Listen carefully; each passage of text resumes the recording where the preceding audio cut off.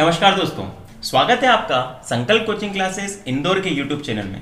मेरा नाम है हेमंत भट्ट और मैं आज इस माध्यम से आपको यह अवगत करवाना चाहता हूं दोस्तों कि जैसे कई आपके मन में जिज्ञासा थी कि एसएससी क्या है, एसएससी किस तरीके से निकाली जाती है और ये एसएससी प्रैक्टिस करने या तैयारी करने का सही समय क्या है और इसके लिए किस तरीके से हमें क्या बुक्स पढ़नी है और क्या नहीं पढ़ना है, ये बहुत इंपॉर्टेंट है। तो दोस्तों, बिना वक्त गवाए आने वाले 10-15 मिनट में आपको ये सारी चीजें मिलने वाली हैं।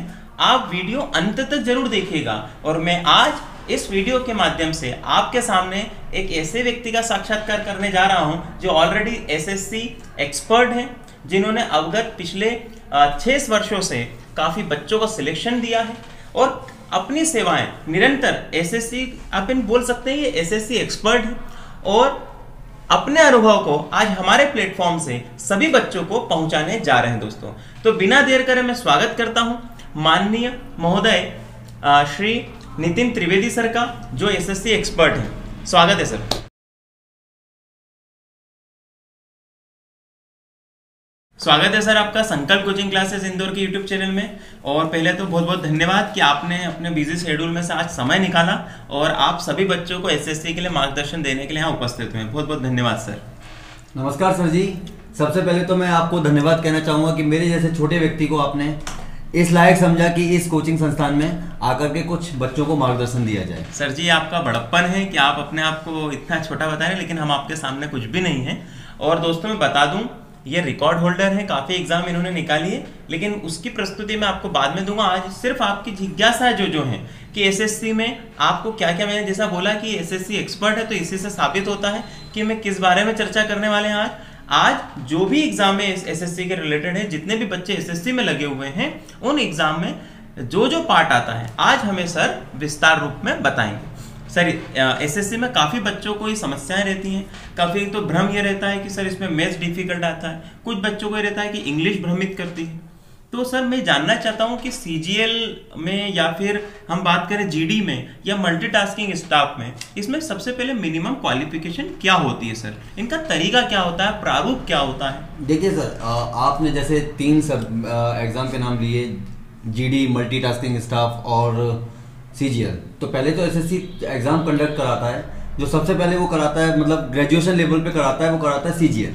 एसएससी सीजीएल का रहता है उसका, ठीक है। देन उसके बाद फिर वो कराता है आपका 10+2 के बेसिस पर, जो आपका रहता है एसएससी सीएचएसएल। देन उसके बाद फिर वो कराता है आपका जीडी, जो आपका 10th पास रहता है। अच्छा, मतलब जितने बच्चे 10वीं पास हैं वो सभी बच्चे इसके लिए एलिजिबल हैं। तो इसमें कुछ एज रिस्ट्रिक्शन होती होगी? यस सर, बिल्कुल एग्जैक्टली। एज रिस्ट्रिक्शन जो है आपका, जो अभी मैं जीडी की बात करूं तो जैसे जीडी का अभी हाल ही में वैकेंसी आई हुई है, या फिर अभी उनका डेट जो पहले 25 मार्च को आने वाला था, जो अभी प्रोबेबली फर्स्ट ऑफ वीक मई में आने को है। Okay sir, notification. तो बच्चों ये ध्यान रखिएगा, जो 25 मार्च को आप लोगों का नोटिफिकेशन आने वाला था, सर ने हमें बताया कि फर्स्ट वीक ऑफ मई 2021 को वो अपडेट होगा। जी सर। तो इसमें जो एज रिस्ट्रिक्शन है सर, वो वैसे तो 18 to 23 ईयर है सर। अच्छा, लेकिन सर अभी क्या है सर, एक्चुअली कोरोना काल चल रहा है, जैसा कि आप भी देख रहे हैं, हम सब लोग देख रहे हैं। जी सर। ठीक है, तो इसमें क्या हुआ है सर कि काफी सारे एग्जाम्स हैं जो काफी सारे, जैसे आर्मी की भी अभी हाल ही में भर्तियां हुई थी, तो उसमें भी जो एज लिमिट है वो 23 ईयर तक का था। ठीक है, तो उनको क्या हुआ, उनको 1 साल के लिए बढ़ा दिया गया, यानी कि अब वो 24 साल तक कर दिया गया। तो हो सकता है आने वाले नोटिफिकेशन में आपको ये चीज भी देखने को मिले, जो 18 से 23 साल है वो 18 से 24 भी हो सकती है। चलिए, ये बहुत अच्छी चीज बताई सर ने। जो एज है बच्चों, ये ध्यान रखिएगा, आपकी जिन बच्चों की उम्र 18 वर्ष हो चुकी है और जिनकी 23 साल तक उम्र है, वो एसएससी जीडी के लिए एलिजिबल है। लेकिन कोविड को ध्यान में रखते हुए, जैसे सर ने अभी बताया है कि हो सकता है कि 24 साल उनको मिल जाए। जी सर। तो ये तो बात हुई एज की, क्वालिफिकेशन की। तो अभी इस एग्जाम का पैटर्न क्या होता है सर, किस तरीके से एग्जाम कंडक्ट की जाती है, क्या माध्यम होता है, जैसे ऑफलाइन होता है कि या ऑनलाइन होता है, क्या माध्यम होता है सर इनका? सर ये एक तो कंप्यूटर बेस्ड एग्जाम होता है, यानी कि ऑनलाइन एग्जाम होता है। ठीक है, और ये टोटल 4 पार्ट में डिवाइड होता है। सबसे पहले मेरा होता है जीएस, फिर देन होता है आपका रीजनिंग, फिर इंग्लिश, देन मैथ। 4 मेरे पास इसमें एग्जाम होते हैं। इंग्लिश में क्या होता है, इंग्लिश और हिंदी दोनों होता है। जीडी में हिंदी और इंग्लिश दोनों होता है। अच्छा, इसमें हिंदी भी? हाँ, और इंग्लिश भी है। अच्छा, ओके, मतलब बायलिंगुअल पेपर आता है बच्चों। और साथ ही साथ हिंदी का अलग पेपर होता है और इंग्लिश का अलग अलग होता है। पेपर मतलब होता आपको है। चूज करना है, अगर आप इंग्लिश मीडियम से हैं और आपको इंग्लिश में कंफर्टेबिलिटी है तो आप इंग्लिश चूज कर सकते हैं। Okay sir. और जिसको हिंदी में कंफर्टेबिलिटी है वो हिंदी चूज कर सकते हैं। ठीक है, तो ये तो बात हुई कि जो सेक्शन, तो सर इनका वेटेज कितना क्या रहता है? सारे क्वेश्चन जो आते हैं वो 20-25 मार्क्स के आते हैं और 20-25 क्वेश्चन ही आते हैं। ओके। ठीक है, 20-25 क्वेश्चंस आते हैं और इनका जो टाइम लिमिट रहता है वो 90 मिनट्स का रहता है सर। मतलब कि अपने को, मतलब 4 सेक्शन है, हाँ, 100 क्वेश्चन questions है, हैं, अपने वो को आपको 90 मिनट्स 90 में में कंप्लीट cover करना करना है, जी। है। तो बच्चों ये थोड़ा डिफिकल्ट है, थोड़ा सा मुझे ऐसा लग रहा है, लेकिन अब सर बताएंगे इसको आसान कैसा बनाना है। ठीक है, 90 मिनट में किस तरीके से क्या जादूगिरी करना है कि 1.5 घंटे का पेपर को हम आसानी से एसएससी को निकाल पाए। तो सर आपकी जो मेथड है, आपका जो अनुभव है इतने वर्षों का एसएससी में, आप मुझे बताइए कि बच्चों को जो एसएससी अभी जो जीडी आई हुई है उसमें वो 90 मिनट को कैसे यूटिलाइज किया जाए, उसकी तैयारी किस तरीके से करें अभी से, ताकि वो आराम से एग्जाम को निकाल पाए। सर देखिए, वैसे तो सबका अपना अपना मेथड होता है। अब जैसे मैं मैथ का टीचर हूँ, जी जी, तो मेरा मेथड कुछ अलग होगा या फिर किसी का कुछ अलग होगा, लेकिन सबसे ज़्यादा इंपॉर्टेंट होता है बच्चा, कि बच्चा किस चीज़ में कॉन्फिडेंस है। कई बच्चे मैथ से स्टार्ट करते हैं या फिर मैथ उनका सबसे अच्छा होता है तो मैथ से स्टार्ट करते हुए जाते हैं एग्जाम देने। ठीक है, कई होते हैं जो जीएस से स्टार्ट करते हैं, कई रीजनिंग से स्टार्ट करते हैं, जो डिफरेंट लेवल है सर। ठीक है, बस आपको क्या है, आप सब्जेक्ट्स में अपने में इतना मतलब इस तरीके की मास्टरी कीजिए कि इस तरीके की प्रैक्टिस कीजिए, इस तरीके का कीजिए कि मतलब आप सारे के सारे एक टाइम, मतलब आपको क्या होता है, एक टाइम होता है जो, जैसे आपको एक क्वेश्चन को, एक पर्टिकुलर चीज़ को कितना टाइम देना है। जैसे क्या होता है, जैसे मैं आपको मैथ का बताता हूँ। मैथ का अगर आप पेपर दे रहे हैं तो मैथ का पेपर दे रहे हैं तो इसका मतलब ये नहीं है कि आपको 25 क्वेश्चन है तो 25 में से लगभग मेरे हिसाब से 14 to 16 क्वेश्चन ऐसे होते हैं जो आप एक बार में पढ़ते हैं और आपको आंसर आ जाता है। तो आप सबसे पहले एक बार पूरा पेपर पढ़िए, मतलब मैथ का, और उनमें जो जो क्वेश्चन आपके आ रहे हैं उनको फटाफट से करते जाइए। फिर देन आप उसके बाद दूसरा राउंड लीजिए। इस तरीके से आप अगर अपना क्या है, आपको एक टाइम मैनेजमेंट लेकर के चलना पड़ेगा। विद टाइम मैनेजमेंट जब आप अपना पेपर देते हैं तो आपका कहीं ना कहीं पेपर में टाइम की तो कमी होती ही नहीं है सर। अच्छा सर, कई बच्चों को मैथ्स का फियर जरूर रहता है जी, मतलब किसी भी एग्जाम में बात करूंगा। जी जी बिल्कुल। तो ये मैथ्स का फियर हटाया कैसे जाए, क्योंकि क्या होता है, जैसे मैंने भी काफ़ी समय से मैं भी शिक्षा जगत में हूँ, मैंने देखा बच्चों को ऐसा एडवाइस कर दिया जाए बस प्रैक्टिस करो, लेकिन प्रैक्टिस भी किस तरीके से करना है सर, क्या डेली रूटीन रखें, क्योंकि अभी कोविड टाइम भी चल रहा है और साथ ही साथ कई बच्चों में भ्रांति भी है कि एग्ज़ाम होगी कि नहीं होगी, है ना। तो कहीं ना कहीं बच्चा इससे प्रैक्टिकल अगर देखा जाए तो बच्चा मैथ्स लेकर बैठे और वहीं पर स्टॉप हो जाए। कई बार क्या होता है, प्रैक्टिस करते करते बच्चा किसी टॉपिक पर रुक जाता है, उसके बाद वो बुक बंद कर देता है, फिर वो वापस से कभी ओपन करता है, वही टॉपिक करता है जो उसे आता है, उसके बाद वो रुक जाता है। तो इस तरीके से तो एग्जाम निकल नहीं पाएगी सर।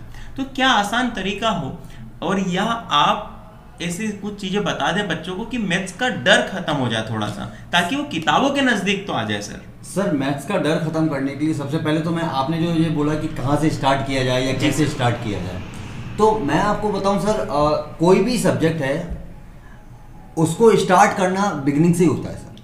ठीक है ना सर। जैसे क्या है, एसएससी में ये बहुत बड़ा मिथ है, मतलब ये भ्रांति भी है, मतलब दिमाग में भी लोगों को रहता है कि यार चलो एडवांस से स्टार्ट करेंगे क्योंकि एडवांस अच्छे मार्क्स देता है। ठीक है, ये बात सही है सर, एडवांस अच्छे मार्क्स देता है, अच्छे क्वेश्चंस आते हैं उसके, लेकिन अगर आप फ्रॉम द बिगिनिंग, क्योंकि देखो सर, आपको सिलेक्ट होना है तो सब पढ़ना है, आपको छोड़कर कुछ भी नहीं जाना है।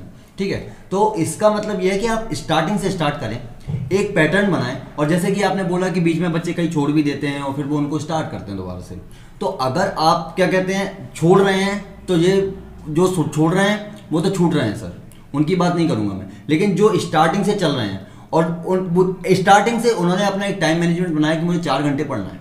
ठीक है, 4 घंटे में क्या होता है सर, मैं आपको बताऊं, जब जो स्टार्टिंग होता है फेज, उसमें क्या होता है, सारे बच्चे ऐसा नहीं होता कि सारे बच्चे इंटेलिजेंट होते हैं, कितना भी बच्चे को ट्रिक दे दो, कुछ भी दे दो, बच्चे को एक टाइम लगता है सर। तो उस टाइम को, लेकिन हाँ, वो ट्रिक क्या करती है सर, वो ट्रिक आपके लिए एक हेल्पफुल होती है सर। क्या होता है, जब आप उसको लगाते हो ना और उसके साथ क्वेश्चन करना स्टार्ट करते हो या फिर सीधे सीधे चलते जाते हो उसके साथ, तो वो आपको लेकर के साथ में चलोगे ना, तो कहीं ना कहीं आपको धीरे धीरे प्रैक्टिस में आएगा तो आप उसको क्रैक कर पाएंगे इन फ्यूचर। सर ये तो बेहतर तरीका है कि इस तरीके से अपन उसको निकाल सकते हैं। हाँ। जैसा मेरा एक और कंसर्न है, जैसे हिंदी और इंग्लिश को लेकर रहा है जी, काफी बच्चे, क्या होता है, रीजनिंग वाला जो पार्ट होता है, मैक्सिमम मैंने ऑब्जर्व करा कि रीजनिंग बहुत सारे बच्चों से बन जाती है, लेकिन व्हाट अबाउट हिंदी और इंग्लिश, कि हिंदी और इंग्लिश को किस तरीके से करा जाए सर। मतलब इंग्लिश में कितना समय दे, जैसे अगर 25 क्वेश्चन आ रहे हैं तो प्रोबेबिलिटी क्या है बच्चा कितना कर ले तो सिलेक्शन ले सकता है उसमें? सर जैसा कि मैंने आपको बताया कि कितना तो सर एक्चुअली जब आप किसी भी कंपटीशन एग्जाम को देते हो कितना तो अपन सोचते ही नहीं है, ठीक है। लेकिन हाँ, आपको क्या होता है उसके लिए सबसे ज़्यादा जरूरी है लास्ट ईयर के पेपर को एनालिसिस करना। ओके, ठीक है, कि आप लास्ट के 5 से 7 साल 10 साल के पेपर एनालिसिस कीजिए, ये आपका खुद का काम होना चाहिए, ठीक है। और उसमें आपको देखना चाहिए कौन सा नंबर ऑफ वेटेज हमें, मतलब कितना मार्क्स ज़्यादा वेटेज दे रहे हैं। जैसे कि मैं आपको बताऊं सीजीएल के कई सारे, सीजीएल का एक एग्जांपल ले लेता हूं, तो सीजीएल का एक सीधा सा कई 90% बच्चे क्या करते हैं, 90% बच्चों को पता है कि सीजीएल में अगर मैं वोकैब अच्छी कर लूँगा अपनी, तो कहीं ना कहीं 25 में से मैं 14 या 15 मार्क्स तो आराम से वोकैब के दम पर ला सकता हूँ, भले ही उसकी ग्रामर कैसी भी हो सर। ओके, ठीक है। और मतलब क्या होता है, बच्चे ग्रामर फेस करना नहीं चाहते, बच्चे चाहते हैं, बचते हैं उस चीज़ से, ठीक है। तो क्या करते हैं, वो सोचते हैं कि यार इसमें इतने मार्क्स में ले लूँ कि 14 से 15 16 क्वेश्चन मेरे आराम से बन जाए। तो ये क्या होता है, ये आप जब तक पेपर लास्ट ईयर के एनालिसिस नहीं करेंगे, पेपर और टेस्ट सीरीज, जैसे आप अभी टेस्ट देंगे, धीरे धीरे आपका जब टेस्ट प्रैक्टिस बढ़ेगी, जैसे कि आपने अभी एक चीज़ और पूछी थी, इसमें मैं आपको एक बात और जोड़ना चाहूँगा मैथ के लिए। तो मैथ का, आप मैथ कर रहे हैं बहुत अच्छी बात है, लेकिन जब तक आप पर टाइम बाउंड नहीं होगा तब तक आपकी प्रैक्टिस नहीं होगी, आपकी स्पीड नहीं आएगी, ठीक है। तो उसके लिए आपको टेस्ट देना बहुत जरूरी है। तो सर ये टेस्ट का माध्यम भी बच्चे ऑफलाइन रखें कि ऑनलाइन रखें? नहीं सर, ऑनलाइन ही रखना चाहिए, ऑनलाइन ही रखना, ताकि उनकी और हेल्प होनी चाहिए जी जी, क्योंकि ऑनलाइन ही एग्जाम होती है। ऑनलाइन ही एग्जाम होती है। तो सर ये ऑनलाइन एग्जाम होती है तो मतलब ऐसा रहा, कभी आपने ऐसा फेस करा कि सर आइडियल ऐसी कंडीशन बनी कि पूरा 100 आउट ऑफ 100 अटेम्प्ट पूरा हो गया हो? मतलब ये आइडियल कंडीशन ये सेंस में वो बता रहा हूँ जो बच्चा तुक्का नहीं मार रहा है, ऐसे नंबर ऑफ अटेम्प्ट तो पूरे, कोई सिंसियर बच्चा बिल्कुल हुए हैं सर, बिल्कुल, मतलब ये संभव है। हाँ संभव है। तो बच्चों ये ध्यान रखो, 100 में से 100 अटेम्प्ट और सही हम कर सकते हैं, ये संभव है, सर स्वयं बोल रहे हैं, ठीक है। तो ये ध्यान रखना, निरंतर प्रैक्टिस करते रहिए, आप पूरा पेपर अटेम्प्ट कर लेंगे। इससे बिल्कुल भी न डरें कि पैटर्न 1.5 घंटे में है और 1.5 घंटे का पेपर हम छोड़ सकते हैं, 1.5 घंटे में हम पूर्ण रूप से पूरा पेपर कर सकते हैं। लास्ट में कुछ और चीजें मैं चर्चा करना चाहूंगा सर से रीजनिंग को लेकर के सर, कि रीजनिंग में बच्चा कई बार वो डायग्राम वाले जो क्वेश्चन आते हैं, जैसे मैं बोलूं कि logic, verbal and non verbal reasoning वाला डिवाइड रहता है। तो सर नॉन वर्बल वाला जो पार्ट होता है उसमें कई बच्चे कंफ्यूज होते हैं, कई बार उनसे नहीं बनता है। जैसे सीरीज वाले जो क्वेश्चन आते हैं वर्बल में वो तो बन जाते हैं, लेकिन नॉन वर्बल जब सीरीज आती है तो कहीं ना कहीं कंफ्यूज करती है सर आपको पहले तो मैं ये बताऊं कि जो रीजनिंग होती है, वर्बल हो या नॉन वर्बल, दोनों टाइप की रीजनिंग जो होती है आपकी, ठीक है। तो इसमें जो सबसे इंपॉर्टेंट पार्ट होता है कि आप क्या होता है जब प्रिपरेशन कर रहे हैं, सीरियस प्रिपरेशन कर रहे हैं, ठीक है। तो जैसा कि मैंने आपके बारे में सुना है, आपने भी काफ़ी सारे एग्जाम निकाल रखे हैं, तो और आपका भी रीजनिंग में काफ़ी अच्छा कमांड है। नहीं तो, सर वो तो ये मैथरी तो वैसे आप ही बता पाएंगे कौन सा ज़्यादा अच्छा है, लेकिन फिर भी मैं आपको हेल्प करने के लिए इतना बोल सकता हूँ कि लास्ट जो आपका जो रीजनिंग का पार्ट होता है ना, उसमें मतलब मेरा जो अप्रोच रहता है, जो मैं बच्चों को सलाह देता हूँ वो ये देता हूँ कि आप है ना, छोटी छोटी बुकलेट्स आती हैं, टेस्ट पेपर आते हैं, 50-50 क्वेश्चन के आते हैं, 20-20 क्वेश्चन के आते हैं, उनमें आप एक टाइम फिक्स कीजिए और कम से कम आप डेली 10 सेट लगाने की कोशिश कीजिए। और वो जब आप लगाना चालू करेंगे तो आपको कहीं ना कहीं, क्योंकि क्या होता है सर, रीजनिंग गलत कोई नहीं करता, लेकिन रीजनिंग गलत किस वजह से होती है, टाइमिंग की वजह से होती है। तो सर ये तो पार्ट था अपना जो कि पूरा पार्ट था टेस्ट से रिलेटेड। अब अपन बात करते हैं जब बच्चा जीडी में टेस्ट दे देता है, रिटन एग्जाम हो जाता है, मतलब जो ऑनलाइन होता है, उसके बाद उसका फिजिकल होता है। तो सर ये फिजिकल के लिए क्या सभी लोग एलिजिबल है, इसका क्या स्टैंडर्ड है सर? सर सबसे पहले तो इसमें यही रहता है कि आप पहले तो आप जब जीडी क्रैक करेंगे तो आपका जीडी में सिलेक्शन होना चाहिए, देन उसके बाद फिर आपका फिजिकल देखा जाएगा। फिजिकल में रनिंग देखी जाएगी आपकी, कि रनिंग आपकी 5 किलोमीटर की रनिंग रहती है मेंस के लिए, हाँ 24 मिनट्स में रहती है 5 किलोमीटर की, ठीक है। और 1.8 किलोमीटर की, शायद 1 किलोमीटर की ऐसा कुछ रहता है, हाँ मुझे मतलब एग्जैक्ट डेटा याद नहीं है, तो वो 8.5 मिनट में रहती है गर्ल्स के लिए, ठीक है सर।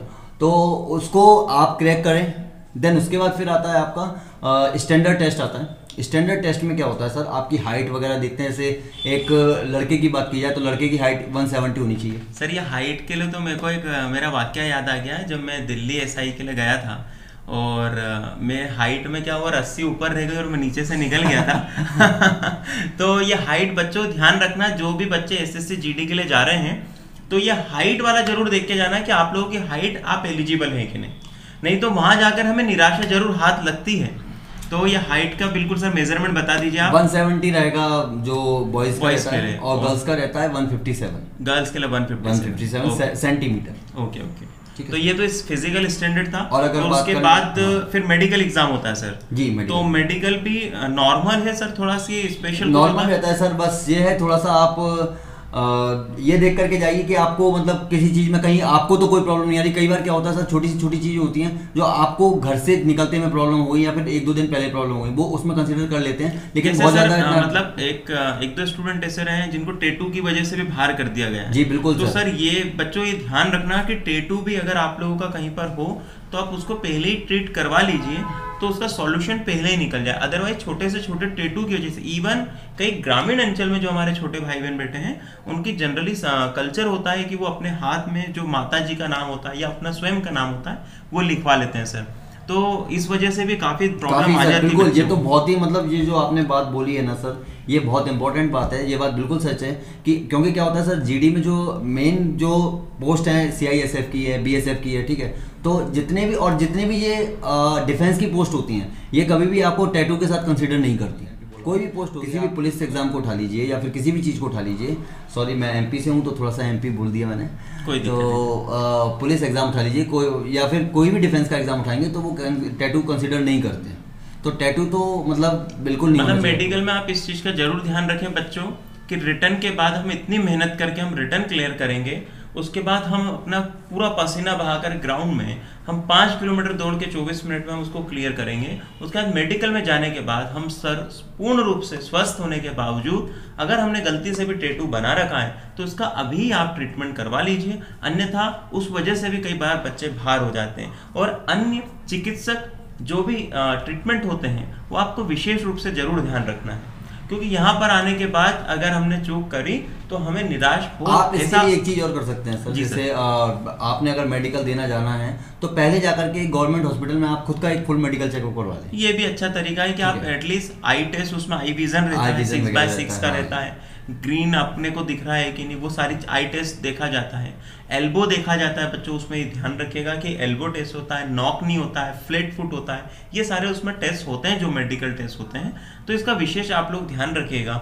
उम्मीद है आपको इस वीडियो के माध्यम से मैक्सिमम चीज़ें SSC की क्लियर हुई होंगी जीडी के रिलेटेड। और रही बात SSC सर मैथ्स की, काफ़ी जो बच्चों के अंदर मन में जरा वो है, मैं चाहूँगा सर से निवेदन करूँगा कि हमारे प्लेटफॉर्म पर सर अपनी शिक्षा का जो अनुभव है वो हमारे प्लेटफॉर्म पर आकर के बच्चों को SSC के बारे में हमारे जो एप्लीकेशन है उसके माध्यम से या यूट्यूब के माध्यम से मैथ्स की जो आसान से आसान मेथड हो सकती है, जो आसान से आसान तरीका हो सकता है, वो आकर के आप लोगों को सिखाएं। और मेरे छोटे भाई बहन और जितने भी लोग ये वीडियो देख रहे हैं उन तक वो सारा ज्ञान पहुंचे और आप लोग अपने भविष्य को बेहतर अंजाम दें दोस्तों। इसी के साथ हमारी तरफ से आपको शुभकामनाएं हैं और मैं चाहूँगा सर कि आप हमारे साथ हमेशा कंटिन्यू जुड़े रहें। और मैथ्स का आपका जो संकल्प है, सौभाग्य है कि मैं संकल्प अगर आपको ये वीडियो पसंद आया हो तो ज़्यादा से ज़्यादा लोगों को शेयर करें, सब्सक्राइब करें और याद रखें दोस्तों कि आने वाले समय में एक और अपडेट लेकर के आऊँगा आपके सामने, नई प्रस्तुति नए व्यक्ति के साथ। धन्यवाद दोस्तों।